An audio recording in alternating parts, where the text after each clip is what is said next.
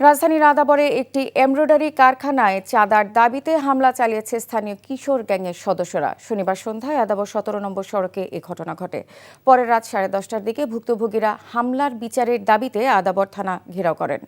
স্থানীয়রা জানান, রাসেল ওরফে কালা রাসেল নামের স্থানীয় এক কিশোর গ্যাং সদস্য ওই কারখানায় ঈদ উপলক্ষে চাঁদা দাবি করে, কিন্তু চাঁদা দিতে অস্বীকার করায় সন্ধ্যায় রাসেলের নেতৃত্বে 10-12 জন কিশোর গ্যাং সদস্য তাদের কারখানায় হামলা চালায়। এ সময় কারখানার কয়েকজন শ্রমিককে কুপিয়ে গুরুতর জখম করা হয়। এ ঘটনার বিচারের দাবিতে রাত 10:30টায় আদাবর থানার সামনে অবস্থানে কারখানার মালিক ও শ্রমিকরা। পরবর্তীতে সেনাবাহিনী ঘটনাস্থলে গিয়ে পরিস্থিতি নিয়ন্ত্রণে আনে। ঘটনার পর ভুক্তভোগীরা মামলা দায়ের করতে রাতেই পুলিশ মূল অভিযুক্ত রাসেলকে গ্রেফতার করে এবং বাকিদেরও গ্রেফতারে অভিযান চলছে বলে জানানো হয়েছে।